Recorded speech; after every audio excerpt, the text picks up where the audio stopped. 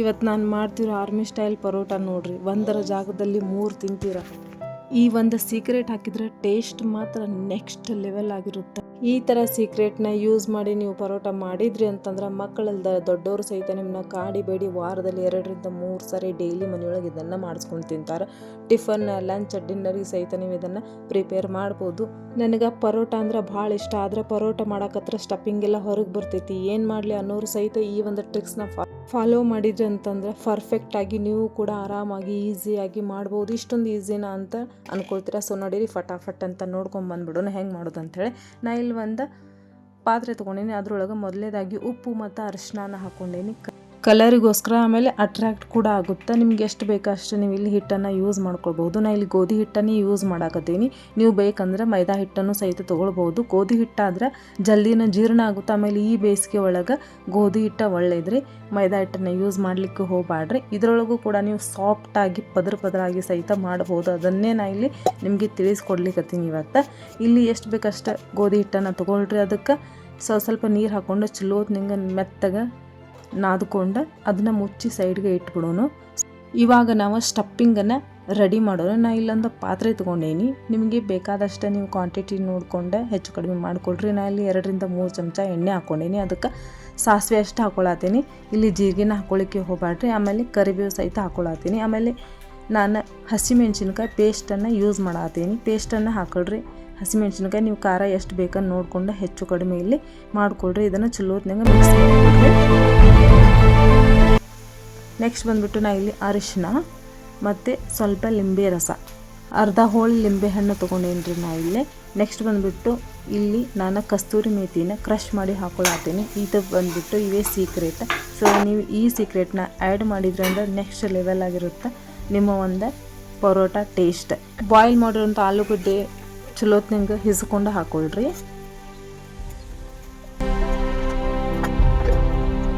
ಆಲೂಗಡ್ಡೆ ಎಲ್ಲ ಹಾಕಿದಾದ್ಮೇಲೆ ಇಲ್ಲಿ ನಾವು ಉಪ್ಪು ಹಾಕ್ಕೊಳತ್ತೀವಿ. ರುಚಿಗೆ ತಕ್ಕಷ್ಟು ನೋಡ್ಕೊಂಡು ಹಾಕ್ಕೊಳ್ರಿ.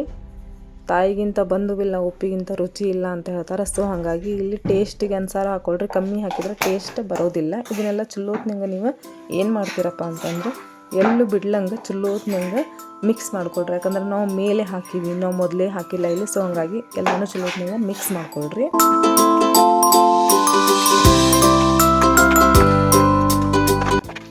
ಒಂದು ಸಾರಿ ಇದನ್ನು ಟೇಸ್ಟ್ ಮಾಡಿ ನೋಡಿಬಿಡ್ರಿ. Wow, super ಆಗಿದ್ರಿ ಖರೇನ.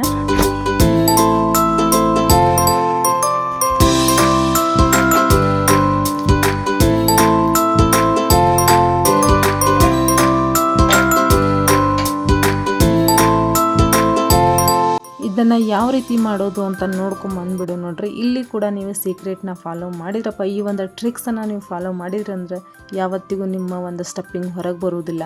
ಯಾವತ್ತೂ ಪರೋಟ ಮಾಡೋಕೆ ಬೇಸರ ಮಾಡ್ಕೊಳ್ಳೋದಿಲ್ಲ ನೀವು. ನಾವಿಲ್ಲಿ ನಾದಿಟ್ಟಿರುವಂಥ ಉಳ್ಳಿನ ಚಲೋತ್ನಂಗೆ ಸಣ್ಣ ಉಳ್ಳಿ ಮಾಡ್ಕೊಂಡೇನ್ರಿ. ಅವನ್ನ ಪೂರಿ ಎಷ್ಟು ಇರುತ್ತಲ್ಲ ಅಷ್ಟೇ ಒಂದು ಅಗಲಾಗಿ ಲಟ್ಟಿಸ್ಕೊಳ್ರಿ. ಚಲೋತ್ನಂಗೆ ಲಟ್ಟಿಸ್ಕೊಂಡು ನಾವು ಮಾಡಿಟ್ಟಿರುವಂಥ ಒಂದು ಸ್ಟಫಿಂಗನ್ನ ಅದ್ರ ಮೇಲೆ ಒಂದು ಸ್ಪೂನ್ ಸಹಾಯದಿಂದ ಹಾಕ್ಕೊಳ್ರಿ. ಹಾಕ್ಕೊಂಡು ಮತ್ತೊಂದು ಎಲೆನ ಅದ್ರ ಮೇಲೆ ಇಟ್ಟೆ ಈ ಥರ ಎಲ್ಲ ಕಡೆನೂ ಅಡ್ಜಸ್ಟ್ನ ಚಲೋತ್ನಂಗೆ ಹತ್ತಕ್ರಿ. ಆಮೇಲೆ ಇಲ್ಲಿ ನಾವು ಹಿಟ್ಟನ್ನು ಯೂಸ್ ಮಾಡ್ಲಿಕ್ಕತ್ತೀವಿ. ಒಣ ಹಿಟ್ಟನ್ನು ಲಟ್ಟಿಸೋಕೆ ನಾವು ಇಲ್ಲಿ ಯಾವುದೇ ಆಯಿಲನ್ನು ಹಾಕಕತ್ತಿಲ್ಲ. ಈ ಥರ ಯೂಸ್ ಮಾಡೋದ್ರಿಂದ ನಿಮ್ಮ ಸ್ಟಫಿಂಗ್ ಹೊರಗೆ ಬರೋಂಗಿಲ್ಲ.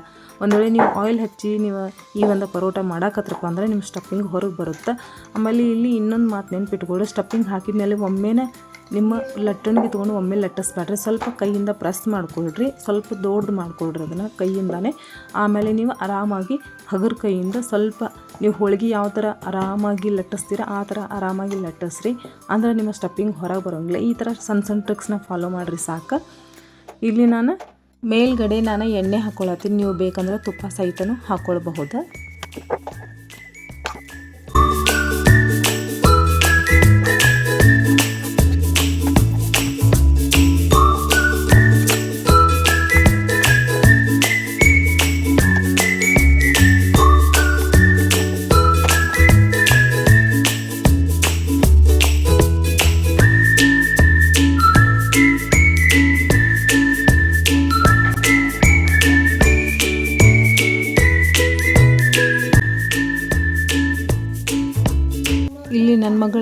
ಹೆಲ್ಪ್ ಮಾಡ್ತೀನಿ ಮಮ್ಮಿ ಅಂತೇಳಿ ಹೆಲ್ಪ್ ಮಾಡತ್ತಾಳ್ರಿ. ತನ್ನ ಒಂದು ಟಿಫನ್ನ ತಾನೇ ಹಾಕ್ಕೊಳತ್ತಾಳ. ಅವಳಿಗೆ ಪರೋಟ ಅಂದ್ರೆ ಭಾಳ ಇಷ್ಟ.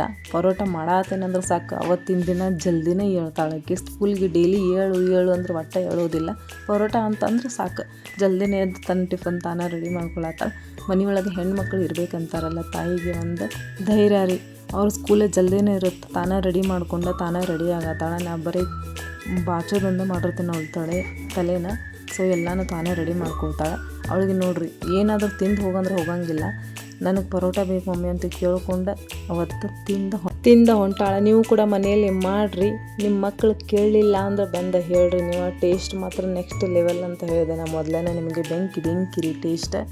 ಇಲ್ಲಿ ನಾನು ಮೊಸರನ್ನ ಯಾವ ರೀತಿ ರೆಡಿ ಮಾಡೀನಿ ನೋಡ್ರಿ ಅಂತಂದರೆ, ಇಲ್ಲಿ ಥಂಡಿ ಐತಿ, ಸೊ ಹಾಗಾಗಿ ಮೊಸರು ಆಗೋದಿಲ್ಲ. ಈ ಪರಾಟ ಜೊತೆಗೆ ಮೊಸರು ಅಥವಾ ಉಪ್ಪಿನಕಾಯಿ ಇದ್ದರೆ ಸೂಪರ್ ಕಾಂಬಿನೇಷನ್ ರೀ. ಇಲ್ಲಿ ನಮ್ಮ ಸರು ಕೂಡ ಡ್ಯೂಟಿ ಹೊಂಟಾರ. ಅವ್ರಿಗೂ ಕೂಡ ಇಲ್ಲಿ ನಾನು ನಾಷ್ಟಾನ ರೆಡಿ ಮಾಡಿ ಕೊಡತ್ತೀನಿ. ಜೊತೆಗೆ ನಾನು ತಿಂದುಬಿಡ್ತೀನಿ ಅವ್ರ ಜೊತೆಗೆ. ಯಾಕಂದರೆ ಆಮೇಲೆ ಒಬ್ಬಳೇ ಆದ್ನಂದ್ರೆ ತಿನ್ನೋಕ್ಕಾಗೋದಿಲ್ಲ ಅಂತೇಳಿ ಅವ್ರ ಜೊತೆಗೆ ತಿಂದುಬಿಡ್ತೀನಿ.